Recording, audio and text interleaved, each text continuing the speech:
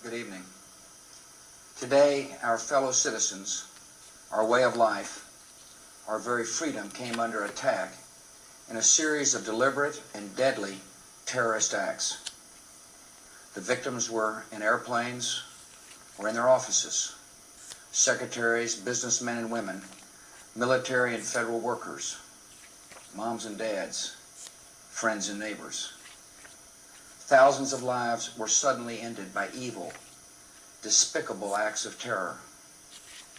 The pictures of airplanes flying into buildings, fires burning, huge structures collapsing, have filled us with disbelief, terrible sadness, and a quiet, unyielding anger.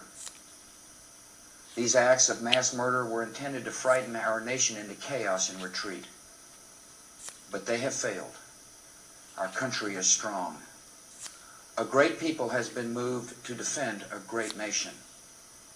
Terrorist attacks can shake the foundations of our biggest buildings, but they cannot touch the foundation of America. These acts shatter steel, but they cannot dent the steel of American resolve. America was targeted for attack because we're the brightest beacon for freedom and opportunity in the world, and no one will keep that light from shining. Today, our nation saw evil, the very worst of human nature, and we responded with the best of America, with the daring of our rescue workers, with the caring for strangers and neighbors who came to give blood and help in any way they could. Immediately following the first attack, I implemented our government's emergency response plans.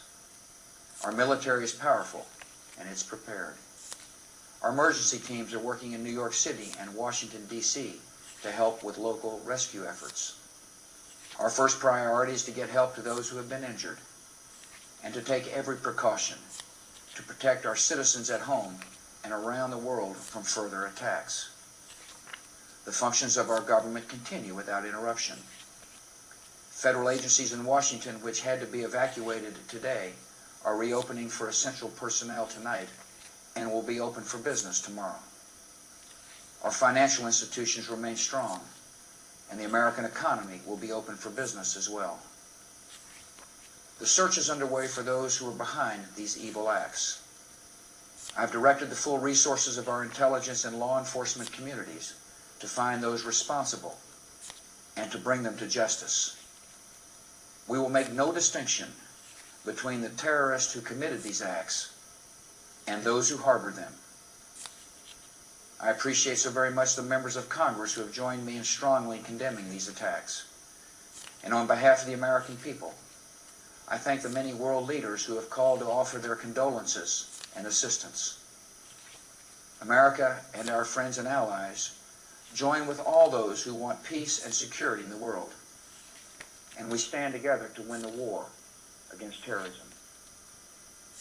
Tonight I ask for your prayers for all those who grieve, for the children whose worlds have been shattered, for all whose sense of safety and security has been threatened. And I pray they will be comforted by a power greater than any of us, spoken through the ages in Psalm 23.